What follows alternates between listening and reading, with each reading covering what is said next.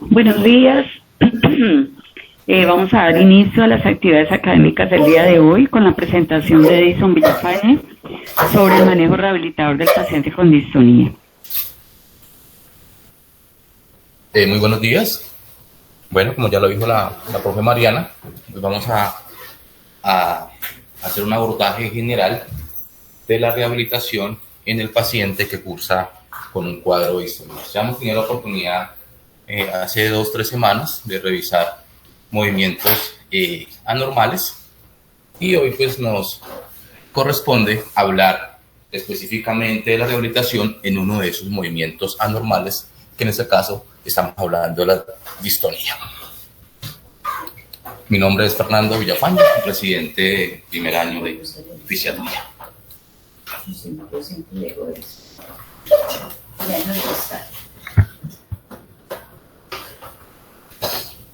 A manera de introducción, es bueno tener presente que la distonía es uno de los trastornos del movimiento más comunes, ¿sí? Y que básicamente está caracterizado o está en relación a unos movimientos involuntarios, ¿sí?, con patrones posturales anormales asociados. Es bueno también mencionar que el manejo de este tipo de entidades es en la gran mayoría de tipo sintomático, ¿sí? Y que gracias a lo que se ha venido realizando en los últimos 35, 40 años con el uso de la toxina botulínica, pues ha mejorado de manera importante, digámoslo así, la evolución en cuanto al control de síntomas en estos pacientes. También es bueno decir que en su gran mayoría estos pacientes son de manejo netamente sintomático, ¿sí? Y en muy pocas ocasiones, si estamos en el contexto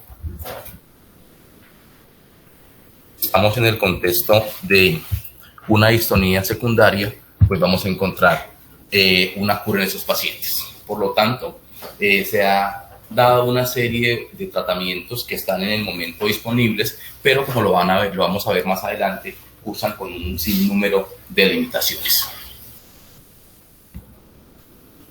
En el momento de nosotros plantearnos el proceso de rehabilitación en un paciente con distonía, los diferentes estudios lo que nos plantean es que debemos de tener en cuenta estos 5 parámetros. Básicamente lo que es en relación a la fisiopatología de la entidad, y está basada en lo que es una reeducación sensorial, que se centra básicamente en lo que es la discriminación sensorial, un reajuste sensoriomotor, un reajuste mixto con un patrón tanto sensitivo como motor, un enfoque multidisciplinario que incluya todo lo que es un componente de terapia manual y que combine también los datos anteriores, tanto el componente sensorial como el componente motor. Y también los estudios nos hablan de que debe tener un enfoque de inmovilización a nivel de las extremidades para poder, digámoslo así, interrumpir el rendimiento o la alteración motora que se está dando como clínica en ese paciente. Y todo esto tiene que estar en relación a un enfoque de apoyo que puede estar basado en el uso de algunos dispositivos para este fin en estos pacientes.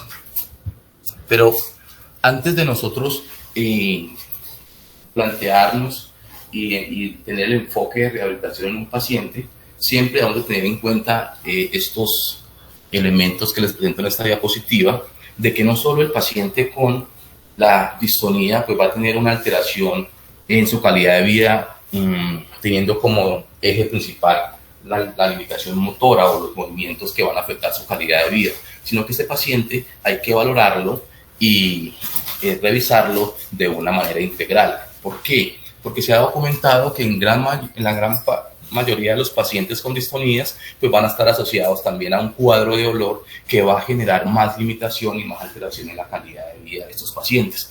Inclusive, por ejemplo, en la distonía de tipo focal, la distonía cervical, que es una de las más frecuentes, hasta en el 80% de los pacientes van a cursar con dolor. Y muchas veces no lo interrogamos, no lo evaluamos y nos enfocamos únicamente en el componente motor, sabiendo que hay otro tipo de condicionamiento negativo que va a estar afectando la rehabilitación en este paciente. Esta situación pues, va a llevar a grados de discapacidad de diferentes, digámoslo así, en diferentes contextos en el paciente. Va a afectar todo lo que son las actividades del día a día del paciente, va a generar conflictos a nivel del punto de vista laboral, ¿sí? Y esos pacientes también se han encontrado pues que van a estar presentando un sinnúmero de alteraciones a nivel de la salud mental. Está dado a nivel de lo que es la parte de depresión y lo que es la parte de depresión como elemento fundamental acá. Y episodios también de ansiedad que también se han reportado. Generalmente esos pacientes van haciendo un ciclo que los va a ir generando un estado de aislamiento social. También esos pacientes van a generar con algún grado de compromiso en lo que es la parte del sueño, generando episodios de insomnio que los va a llevar, digámoslo así, a incrementar todos los procesos depresivos que ya han presentado. Y eso también pues, va a condicionar de manera importante que el paciente vaya a cursar o vaya a presentar fatiga dentro de todo el cuadro ya de alteración motora. Entonces es importante esto, que lo miremos y lo revisemos a la hora del enfoque de un paciente con este tipo de trastornos. Se han realizado, pues, o la literatura sí lo muestra, diferentes variedad de intervenciones para hacer la rehabilitación a nivel de lo que son las distonías focales. Como recuerdan, como lo hemos hablado con Oscar en la anterior charla, pues las distonías van a tener una clasificación, unas distonías que van a ser sedentarias, unas distonías que van a ser focales y unas distonías que van a ser de tipo generalizadas. Generalmente las más frecuentes son las de tipo focal y son las que, digamos, pues más, digámoslo así, por su frecuencia van a estar más repercutiendo en la salud, en la calidad de vida de este paciente. Entonces, ¿qué se han hecho? Se han hecho enfoques teniendo en cuenta lo que es el entrenamiento motor, ¿sí? Principalmente en lo que son las distonías de tipo focal o las distonías que están asociadas a una actividad laboral o a una actividad específica. Hablo en este caso lo que son las distonías del escribano, la distonía del músico, ¿sí? Si bien el contexto es que este tipo de entrenamiento motor ha generado o se ha evaluado que presenta algunos beneficios en relación a los estudios que se han hecho, pues hay una serie de limitaciones que son bastante importantes, dado que son estudios muy pequeños y la evidencia pues hace que sea también bastante limitada. ¿Qué hemos de tener en cuenta nosotros en el momento del enfoque rehabilitador de un paciente? Entonces, tener en cuenta la edad del paciente, ¿sí? Esto vamos a ver más adelante que nos va a dar unos elementos de, digámoslo así, de cuál es el enfoque farmacológico, cuál es el enfoque rehabilitador que vamos a tener esos pacientes teniendo en cuenta lo que es la edad.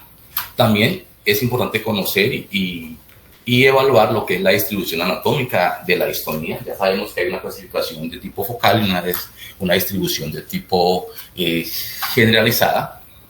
Vale la pena recordar que en la generalizada lo que se hace es que hay un componente a nivel de lo que es una extremidad, pero también está asociado un componente a nivel de lo que es el tronco.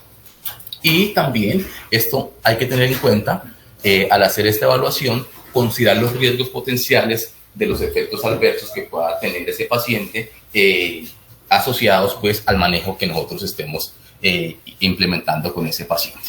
Y todos estos determinantes pues nos van a dar un camino, una ruta a seguir para el enfoque de este paciente. Esta es una revisión sistemática ya de hace 5 años, ¿sí? Donde no se hacen o tratan de evaluar si realmente la terapia física pues tiene una evidencia significativa en el enfoque de los pacientes con distonía de tipo focal. El propósito de esta revisión fue determinar el nivel de evidencia de la rehabilitación basada en la terapia física en relación a las distonías focales. Entonces, ¿qué hicieron ellos? Se publicó en diciembre del 2017. Tomaron un grupo considerable de estudios. Inicialmente se tuvo en cuenta que recogieron una muestra de 1.207 estudios, ¿sí?, de los cuales ellos, después de hacer una revisión, encontraron que había un número importante de estudios duplicados, y que después de eso lo que hicieron fue los registros que tenían en cuenta como examinados o evaluados, dejaron 116 estudios. De esos 116 estudios, teniendo en cuenta ellos lo que tenían como criterios de inclusión y exclusión, decidieron excluir 57, dejando un número total de 59 artículos que cumplían con los criterios de elegibilidad. Finalmente, había otros estudios que no estaban pues dentro de esos 59, que no cumplían con todo el esquema que ellos habían tenido en cuenta para los criterios de inclusión, y al final lo que se hizo fue el análisis de 45 estudios solamente. Entonces, ellos basaron el análisis de esos estudios teniendo en cuenta 6 categorías. Recuerda que les había nombrado que en todos los pacientes con distonías pues tenían unos patrones de comportamiento desde el punto de vista de lo motor, desde el punto de vista de lo sensitivo, y también la combinación tanto de lo motor como lo sensitivo. Entonces acá lo que ellos empezaron a evaluar fueron los estudios que tenían como elemento primordial la rehabilitación basada en la práctica del movimiento. Entonces acá, ¿qué hicieron? Casi todos los estudios incorporaron la práctica del movimiento como un componente a la intervención, ¿sí? Para ser incluido en esta categoría, el elemento esencial del tratamiento fue el entrenamiento motor intensivo, con o sin supervisión.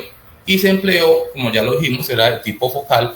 Las distonías evaluadas acá, se empleó con mayor frecuencia la distonía del descriptor, la distonía del músico, para promover lo que era una alineación adecuada del cuerpo y prevenir patrones distónicos durante el desempeño motor. También tuvieron en cuenta lo que es la distonía cervical, y en estos pacientes lo que le hicieron fue fortalecimiento de los músculos antagonistas, reeducación postural, ejercicios de aprendizaje motor, relajación, estiramiento, masaje y estimulación eléctrica funcional. ¿Qué documentaron? Pues en general los estudios informaron efectos positivos con la práctica del movimiento. Se observaron mejoras significativas en las escalas de gravedad de la enfermedad y calidad de vida y rendimiento motor. Y también que documentaron, como vamos a ver más adelante, la toxina botulínica, pues digámoslo así, es como el gol estándar del manejo de las distonías de tipo focal. Entonces también encontraron que los pacientes que recibían toxina botulínica y que aparte de eso se les hacía un manejo rehabilitador teniendo en cuenta la práctica del movimiento intensivo, pues también mejoraron, digámoslo así, en cuanto a la respuesta de las dos terapias, tanto la combinación de la toxina botulínica y la práctica del movimiento intensivo. ¿Esto a qué llevó? A que hubo una dosis significativamente más baja de toxina botulínica, los efectos de la toxina botulínica fueron más prolongados en el tiempo, y también se documentó que hubo mejora en el control del dolor y en cuanto a la funcionalidad en las actividades de la vida diaria. Y esto también, lo que ellos documentaron, encontraron que hubo repercusión tanto en la salud física como en la salud mental. Otro elemento que ellos evaluaron dentro de los estudios fue la categoría de entrenamiento con restricción. Y acá en esta categoría lo que realizaron fue las intervenciones en esta categoría se basaron en un entrenamiento motor intensivo con una parte del cuerpo que estaba afectada, mientras que las articulaciones no afectadas se restringieron para evitar movimientos compensatorios. Este enfoque se probó exclusivamente en la distonía focal de la mano. Entonces, ¿qué encontraron ellos acá? Dentro de esta categoría se hizo, o ellos manejaron o empezaron a hablar de un término que es el reajuste sensoriomotor, que básicamente se ha utilizado para describir la intervención que implica la inmovilización mediante férulas de una o más partes no afectadas en relación a la parte del cuerpo afectada con la distonía.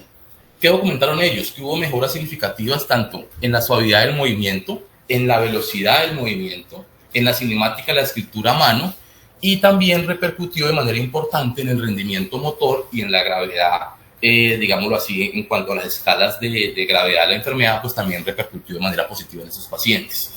Y eso también, pues ellos lo informaron, que hubo una mejoría significativa en cuanto a lo que fue la interpretación musical en estos pacientes.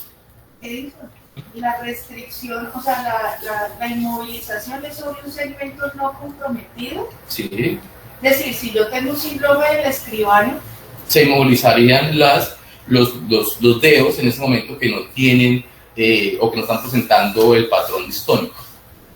okay. ¿Y eso es para qué? ¿Para que no se compense? Sí, lo que pasa es que como ellos tienen en cuenta dentro de la fisiopatología todo un componente sensoriomotor, ¿sí? Al hacer ese tipo de inmovilización, eso está repercutiendo, digámoslo así, en los procesos de neuroadaptación de ese paciente y podría llegar a controlar el movimiento distónico en los dedos adyacentes en ese paciente.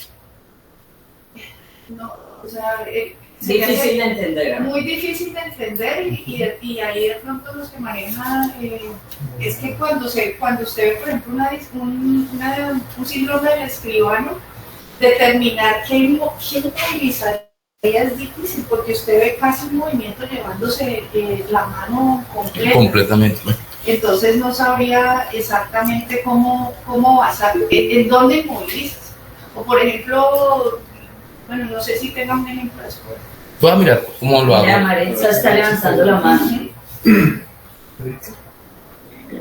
Hola, buenos días. Hola, profe. Yo también no estoy muy de acuerdo, igual que Lina, porque pues habría que ver muy bien ese trabajo, cómo lo hicieron y en qué se basan fisiológicamente para poder hacer esa conclusión, porque acuérdense que si bien es cierto, hay unas recomendaciones pocas para el uso de la inhibición de un miembro, que eso ya en los últimos años, hola.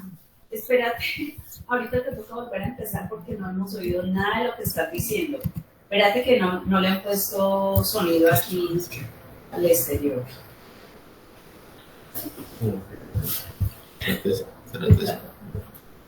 Ok, les decía que igualmente estoy no de acuerdo,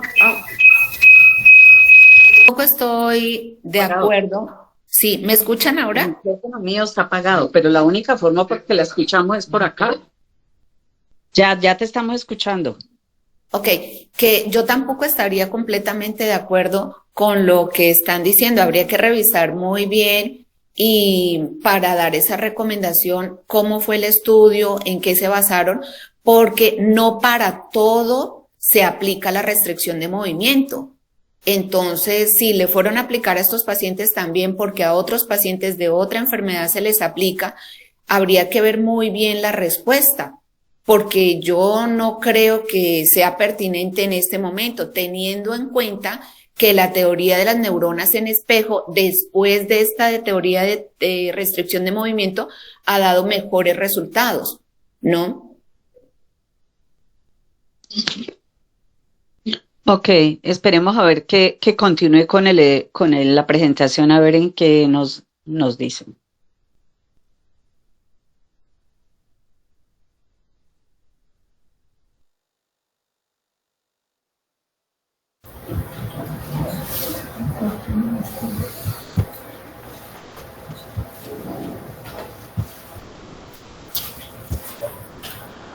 Ya, pero ya está calentando. ¿Sí? ¿Ya?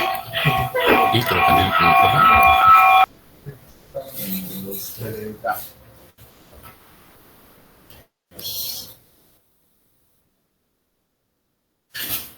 Dentro de esta categoría que les acabo de nombrar, ellos también utilizaron entrenamiento sensoriomotor basado en el aprendizaje. El entrenamiento estaba basado en el entrenamiento sensorial intensivo de la mano afectada, combinación de entrenamiento motor, relajación, movilización y entrenamiento postural. Y también realizaron ejercicios fitness también en esos pacientes, con entrenamiento de la parte de la memoria. El otro elemento que ellos utilizaron fue la categoría de normalización de la actividad muscular con técnicas externas. Básicamente este enfoque ellos lo plantearon incluyendo biorealimentación a través de varios métodos. Uno, lecturas visuales, auditivas, electromiográficas o electroencefalográficas en esos pacientes, y teniendo en cuenta también elementos alternativos que consideran como métodos pasivos, como fue vibración, TENS, ondas de choque y kinesiotaping. Van a ver pues que todo ese tipo de medidas se realizaron, pero que al final, pues como ya les había nombrado, lo que ellos plantean es que hay una serie de limitaciones muy grandes, uno por el número tan pequeño de individuos, digámoslo así, en los estudios, ¿sí? Que hace que ese tipo de recomendaciones o ese tipo de beneficios que ellos plantean, pues que realmente toque leerlos e interpretarlos con una mirada un poco crítica, porque realmente no tendrían una validez externa tan importante como no lo quisieran estos pacientes. Dentro de esa categoría, pues también intervinieron todos los métodos basados en métodos externos, realmente informaron leves mejoras, pero significativas en cuanto a lo que fue la escritura en el tiempo, escalas subjetivas de rendimiento, y el uso de kinesiotaping condujo a una disminución significativa del dolor. Las ondas de choque, que hemos hablado mucho en otros contextos, pues también ellos consideran que la estimulación con este tipo de terapias a nivel de los músculos afectados condujo a una mejora cualitativa en cuanto a lo que era lo que tenía el paciente como gravedad de su enfermedad, medida por diferentes escalas. Y una penúltima categoría que ellos evaluaron fue que esos estudios en la categoría de neuromodulación con entrenamiento fueron probadas la modalidad de entrenamiento motor junto con un método de neuromodulación. Esta estimulación de corriente continua se basó básicamente en lo que fue la estimulación de corriente continua. Los sitios de estimulación evaluados incluyeron lo que fue la corteza premotora y la corteza motora primaria. ¿Qué documentaron ellos? Que hubo una gran variedad en los estudios en cuanto a los parámetros de estimulación, tipo de entrenamiento motor probado y la duración de la intervención. Entonces, todo esto hizo o condiciona pues, que la calidad de la información pues, no fue la más adecuada en este contexto. Sin embargo, pues dicen que hubo unas mejoras significativas en cuanto al rendimiento musical, la discriminación sensorial, la gravedad de la distonía, y repercute de una manera en el bienestar emocional de la distonía focal. O sea, repercute de manera en el bienestar emocional de ese paciente con una distonía focal de mano. Y esta última categoría, básicamente los estudios, o algunos estudios sobre distonía del escritor, exploraron lo que fue el desarrollo de estrategias de movimiento compensatorio con el uso de nuevas técnicas de escritura, o el uso de un dispositivo de escritura para inducir cambios en la técnica de escritura, con el objetivo era desarrollar estrategias de movimiento diferentes para compensar el deterioro distónico. Eso fue lo que ellos plantearon, pero a manera, digámoslo así, de la parte final de la revisión, ellos plantean ese tipo de argumentos. Entonces dicen que muchos de los estudios revisados tenían limitaciones metodológicas importantes, que reducía la solidez general de la evidencia para cada categoría.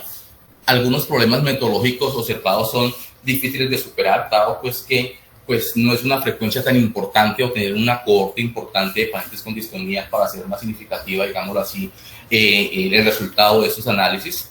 Se representan limitaciones comunes a los estudios de rehabilitación general. No se tuvo en cuenta cuánto tiempo fue la estimulación, de qué manera se realizó, entonces la heterogeneidad de los mismos pues, implica pues, un reporte no favorable en cuanto a la validez de la revisión.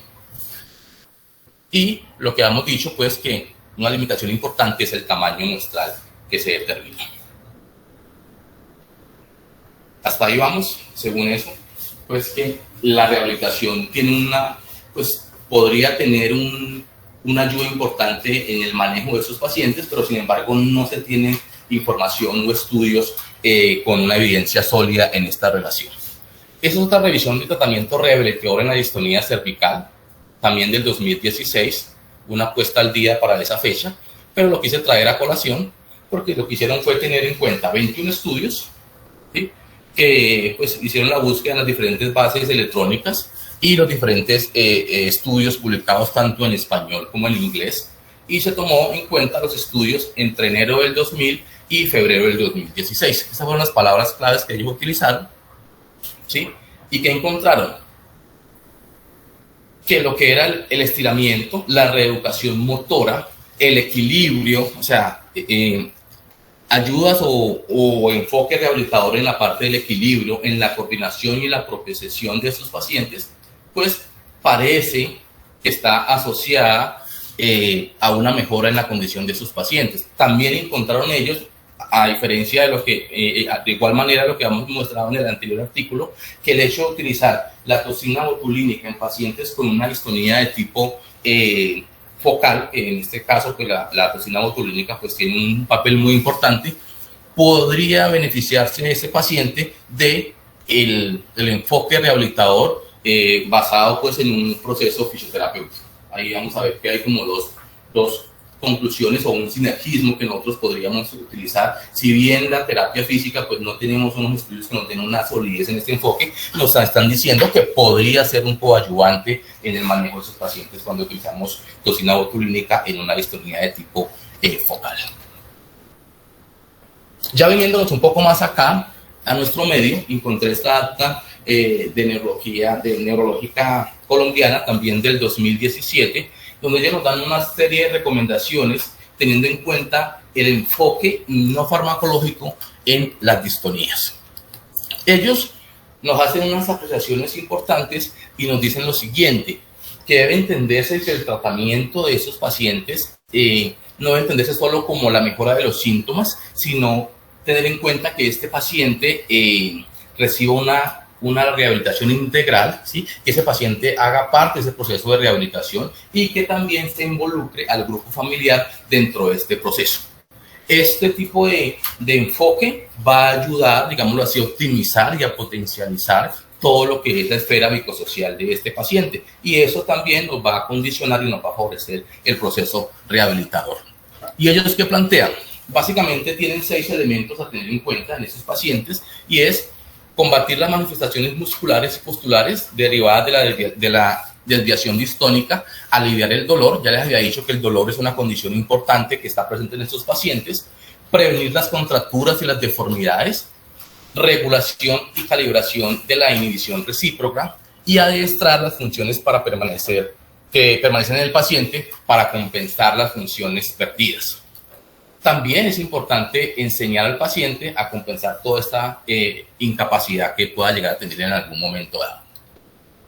Entonces, teniendo en cuenta eso, ellos nos dan una serie de recomendaciones teniendo en cuenta lo siguiente, que dicen, la fisioterapia puede tener un papel auxiliar en el tratamiento integral del paciente distónico, sin embargo, la evidencia científica actual es débil. Volvemos a lo mismo que ya les había comentado.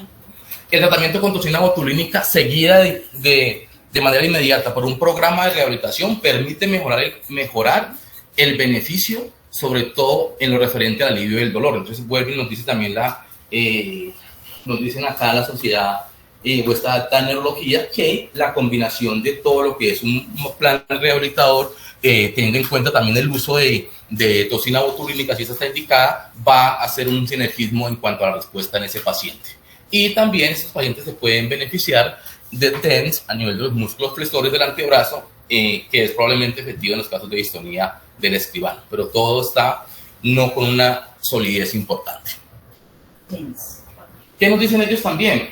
Que la hidroterapia, ¿sí? En el caso de la distonía cervical, podría también incrementar la movilidad del cuello, aumentar el equilibrio y la disminución del dolor, ¿sí? Recomendable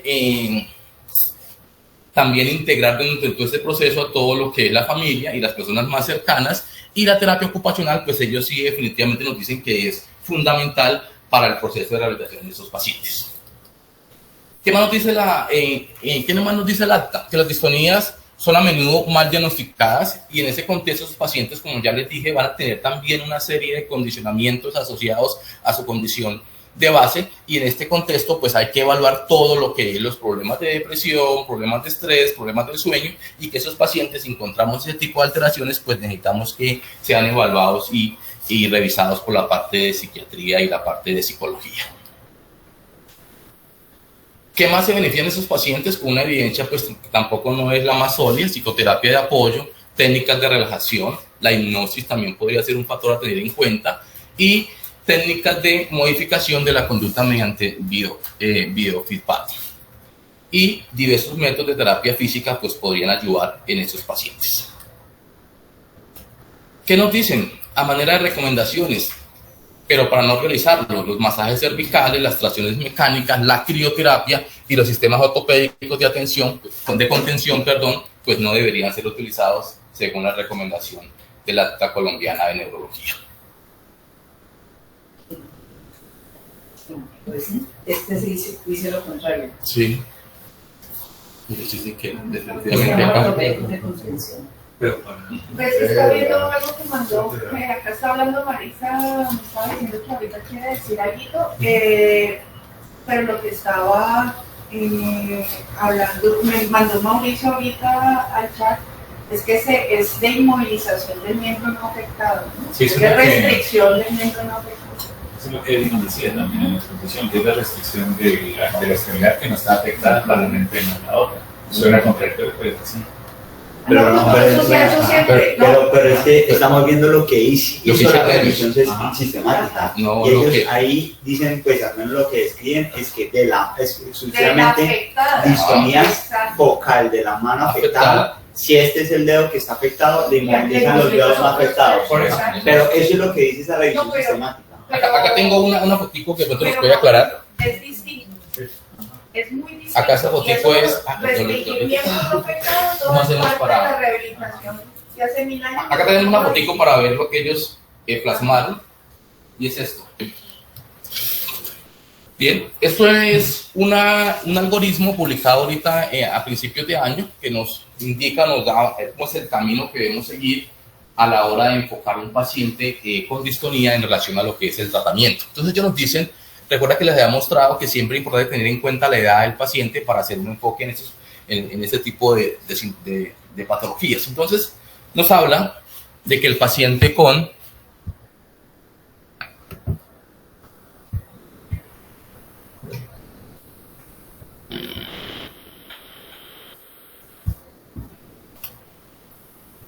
paciente con distonía, deberíamos tener en cuenta qué edad tiene el paciente. Si el paciente tiene menos de 30 años o los síntomas distónicos son más de predominio en la noche, ¿sí? Si la respuesta es sí, nosotros deberíamos de considerar en ese paciente hacer una prueba con L-Dopa, ¿sí? Y ver también en ese contexto, este paciente menor de 30 años, considerar estudios de tipo genético. Si definitivamente el paciente no cumple con lo anterior, ¿sí? Lo que nosotros tenemos que tener en cuenta es valorar la distribución de la distonía del paciente. Entonces acá vamos a decir si ese paciente tiene una distribución de tipo focal o segmentaria o hay una distribución de tipo multifocal o de tipo general.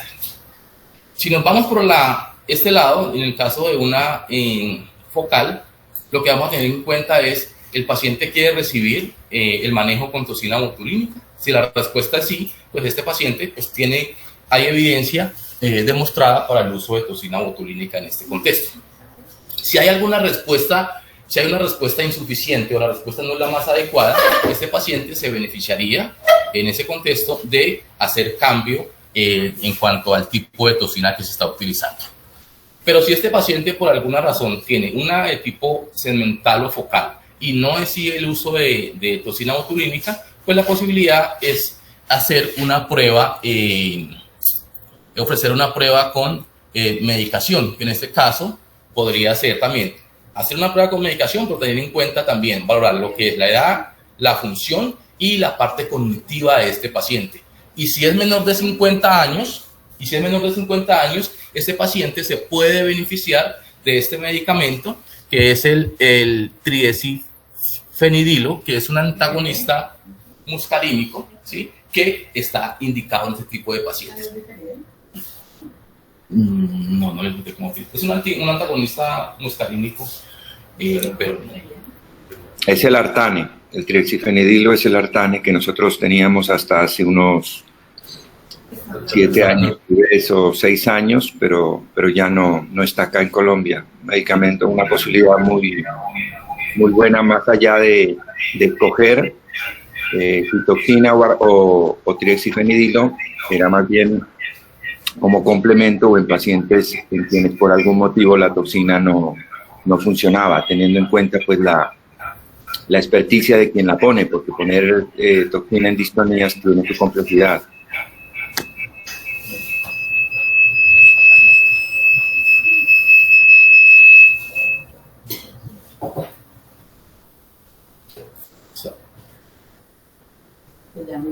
Ok. Listo, profe. También acá el programa nos plantea que si ese paciente no responde a este manejo, pues una opción que se puede tener en cuenta es probar clonazepam como opción para este tratamiento, para ese paciente. Si el paciente tiene más de 50 años y hay deterioro cognitivo, mire que el esquema y el manejo se va hacia este lado. No vamos a utilizar las opciones que teníamos al lado izquierdo y podemos irnos de una vez a clonazepam, ¿sí? Y si la respuesta no es suficiente, ese paciente en el contexto de una distonía focal, ¿sí? Así sea de tipo, una distonía, así sea de tipo focal, miren que llegamos acá a la parte del flujograma, si no hay respuesta, fácilmente este paciente podría ir a un manejo con estimulación cerebral profunda, que básicamente lo que es una implantación a nivel de un dispositivo, una electroestimulación a nivel de lo que es el globo pálido en su parte, en su porción interna.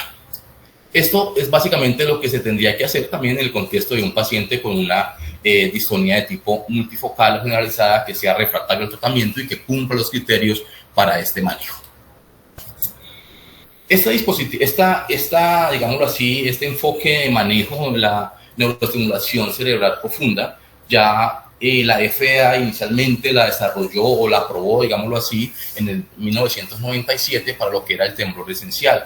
Posteriormente, 5 o 6 años después, lo que hizo la FDA fue aprobarla para el manejo de enfermedad de Parkinson. O sea, estamos hablando que desde hace 20 años más o menos esta alternativa terapéutica se viene utilizando en Parkinson. Y un año después, la FDA, o sea, en el 2003, la aprobó para el manejo de distonía. Básicamente hay un estimulador que se coloca a nivel subcutáneo, ¿sí? Con un cable que está, digámoslo así, llevando esos estímulos a nivel del telencéfalo, más específicamente a nivel de lo que son los ganglios basales, y en este caso el que más, digamos, lo utilizan es el globo pálido interno. ¿Sí? Este tipo de procedimientos se lo hacen a los pacientes, digámoslo así, despiertos en la gran mayoría de los casos, y van haciendo digámoslo así, la regulación del dispositivo para tratar de controlar el síntoma de una manera específica, en este caso pues el síntoma motor.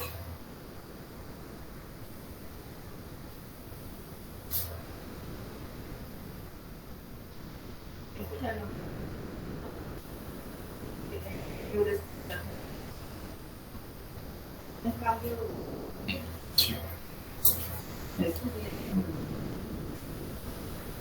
La Tenorio, me olvidé el nombre de Mariela Tenorio. Entonces. Muy bien, y llegamos pues a la toxina botulínica. Está claro que es el tratamiento de lesión en las distonías focales y segmentarias. Se aplica en los grupos musculares afectados. Lo que se busca o lo que genera la toxina botulínica es una denervación química a nivel del músculo, ¿sí? Ocasiona debilidad muscular dependiente pues de la dosis, y los efectos, según esta revisión, nos habla de que pueden estar o iniciarse en la primera semana, y que generalmente la duración de este puede estar entre los 2 y los 3 meses. Este es otro metaanálisis que tuvieron en cuenta los mismos elementos. Eso ya hay que revisarlo porque también tuvo en cuenta los mismos 6 elementos que mostraron en la revisión sistemática del 2017. Es el 2021, pero también ellos tuvieron en cuenta la práctica del movimiento, entrenamiento de restricción, reorganización sensorial, capacitación en retroalimentación, neuromodulación con entrenamiento y estrategias compensatorias. Exactamente los mismos elementos que ellos tuvieron en cuenta en el 2017. ¿Y qué encontraron? Pues más de lo mismo. Parece que un número de pacientes con distonía de tareas específicas podría mejorar con la terapia de rehabilitación. Se necesita más investigación en este campo, utilizando enfoques estandarizados y medidas de resultado claramente definidas en cohortes mucho más grandes, que estén bien caracterizados clínica y diagnósticamente.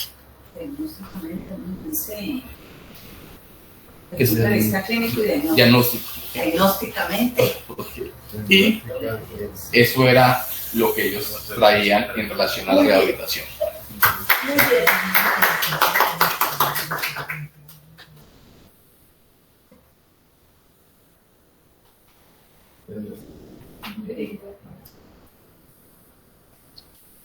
Bueno, Edinson, a mí me gustaría abrir a discusión, aprovechando que están Maritza y Javier aquí,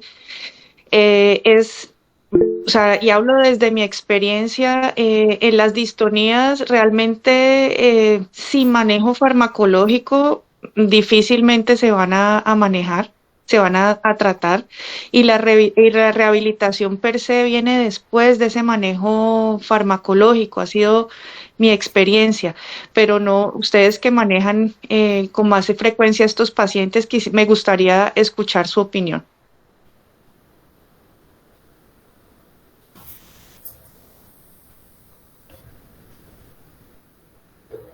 Hola.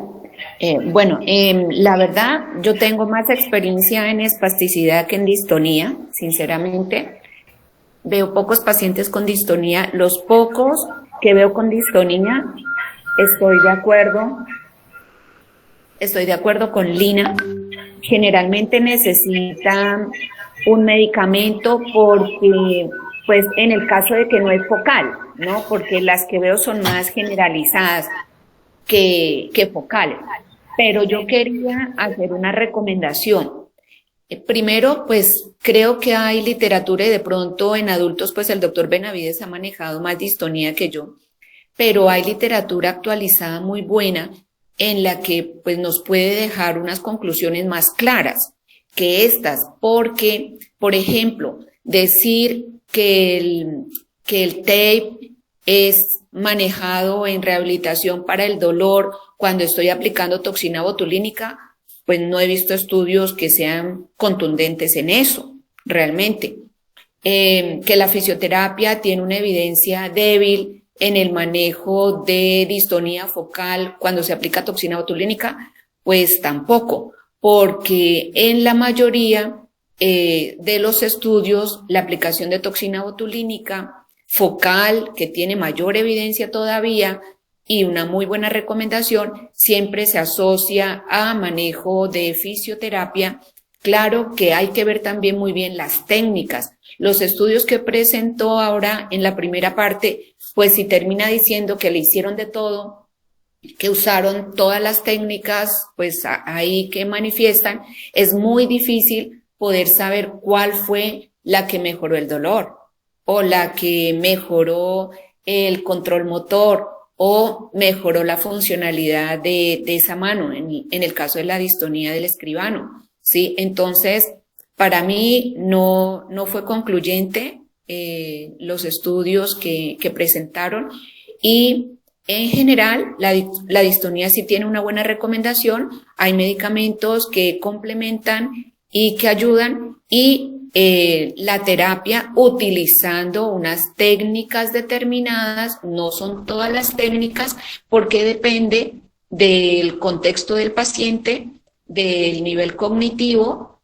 del ciclo vital del paciente, para poder indicar cuáles son las técnicas que se van a utilizar, y generalmente da buen resultado.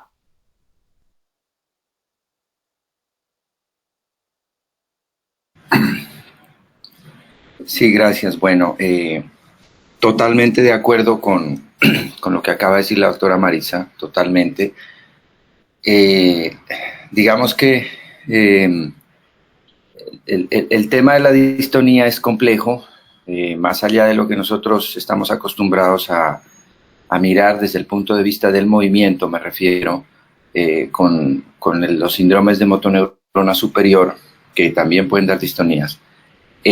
Porque es como decía alguien hace muchos años, y me parecía muy acertada esa aproximación, un neurólogo pues con mucha experiencia, que está fuera de acá del país, y decía que tener un paciente distónico es como tener una orquesta en la cual los músicos conocen y saben lo que están tocando, conocen las notas y demás, conocen el arreglo como tal de la canción que están tocando, pero lo están haciendo a destiempo. Entonces es muy complejo, porque, digámoslo así, que poner en orden esa orquesta desde el punto de vista melódico, desde el punto de vista rítmico, y me excusan la manera de abordarlo, pues es algo muy, muy difícil.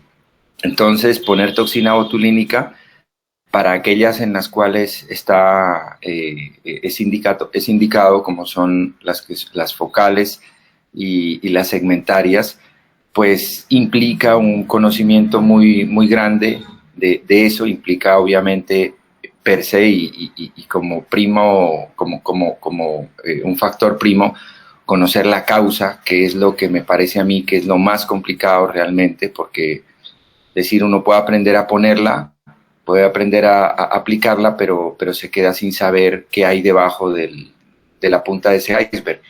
Entonces, y de ahí en adelante, aplicar, digamos, técnicas de terapia, de neuroestimulación, distintos tipos de ejercicio, distintos tipos de aproximaciones propioceptivas y demás, la verdad es bastante difícil, bastante complejo. Entonces, ello hace que primero la parte diagnóstica es supremamente importante. Si a uno por cualquier motivo, acá en rehabilitación, por cualquier motivo, porque no van a llegar primariamente los pacientes con nosotros, pero si por cualquier motivo le llega un paciente a uno a rehabilitación con una distonía y se requiere tratamiento, pues si es así dicho por el neurólogo, si tiene previamente una valoración por neurología, pues la verdad es que tiene uno que conocer bien cuál es la causa, cuál es el motivo. Las aproximaciones más reales que nosotros hacemos de distonías, por lo menos es lo que yo he aprendido en este tiempo, son aquellas de pacientes, no los primarios, sino aquellas de pacientes que tienen, por ejemplo, un ACV y tienen un cuadro distónico mixto, o los que tienen una PC y que en el caso específico, bien sean niños o bien sean adultos, pues le llegan a uno. En el caso particular, pues para mí en los últimos años son más adultos que tienen PCI que llegan con cuadros mixtos de distonía y de espasticidad, por ejemplo, o puramente distónicos. Entonces, cuando uno ya conoce la causa, uno puede aproximarse bien, pero cuando es una distonía primaria, pues es muy complejo, porque uno puede pensar que es simplemente mejorar un patrón motor con base en los mismos principios que uno aplica en algún sentido cuando tiene un síndrome de motoneurona superior, pero realmente se está equivocando mucho, porque el trastorno subyacente del movimiento, como lo decía ahora cuando ponía el símil de la orquesta y demás, pues es muy diferente. Entonces ahí es donde hay que tener mucho cuidado, ahí es donde uno pues debe saber que si está en un medio en el cual existen neurólogos, pues realmente ellos serían quienes debieran tratar los pacientes. En nuestra experiencia propia, pues tenemos la fortuna y a la vez el reto de que hay neurólogos que mandan el paciente específicamente con distonía después de que los han tratado y los mandan pues con nosotros y realmente digo, pues es un reto y lo más importante, la piedra angular ahí es saber cuál es la patología que subyace a eso. En muchos casos ha sido primaria también y se ha manejado. Entonces, lo que uno ve es que al menos cuando es con toxina botulínica, pues la parte de terapia es importante, pero no es lo que prima, ¿no? Justamente, por poner acá el ejemplo, por allá en el año, no sé, tal vez sería el 95 o 6, los Simpson, padre e hijo, que son neurólogos y que son especialistas y que hacen parte de los paneles de actualización de la Asociación Americana de Neurología, pues y empezaron a hacer pruebas y empezaron a darse cuenta que los pacientes con distonía cervical casi en su totalidad tenían dolor de cuello. Y cuando estudiaron bien esto y empezó el uso de toxina botulínica o usaban toxina, usaban toxina botulínica, se dieron cuenta que en el 67% de esos pacientes el dolor de cuello calmaba y no sabían por qué era, y realmente esa fue la motivación para que años más tarde, ya después del 2000, y mucho más tarde, en el 10, en el 8, en el 9, en el 10, 2008, 9 o 10, se empezará a pensar de que podría servir para migraña. Entonces nació el estudio PREEMP, que es, digamos, el que pone de base los estudios de toxina botulínica para migraña. Entonces, también el manejo del dolor lo da la misma toxina, y como bien sabemos, pues ahora pues la toxina tiene influencia farmacológica clara, indicación en pacientes con cierto tipo de dolor. Entonces, pues esa sería mi opinión al respecto.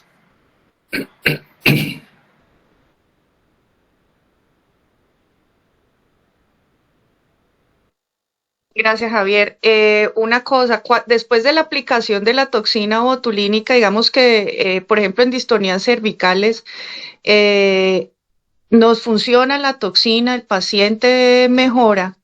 De cara a la rehabilitación de ese paciente, y esa ha sido como mi experiencia, no sé si sea igual a la de ustedes, después de la aplicación de la toxina, los músculos antagonistas y sinergistas han estado débiles. ¿Ustedes consideran que, digamos, como rehabilitadores nosotros debemos evaluar eso y, por ejemplo, tirarle digamos que echarle la mano como a esos grupos musculares para poder recomponer la postura, la alineación del paciente?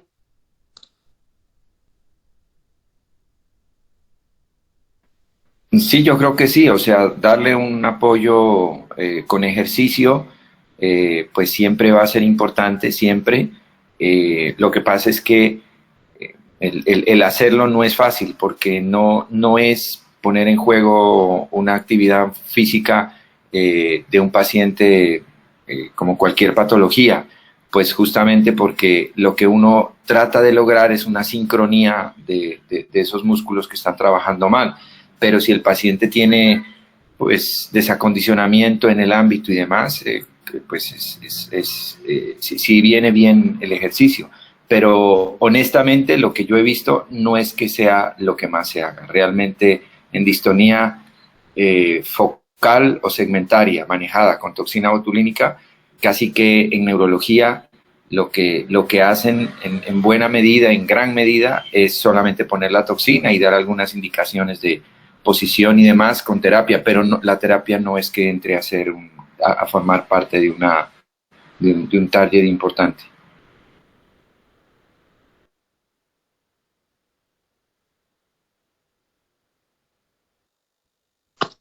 Gracias, Javier. ¿Hay alguna otra opinión?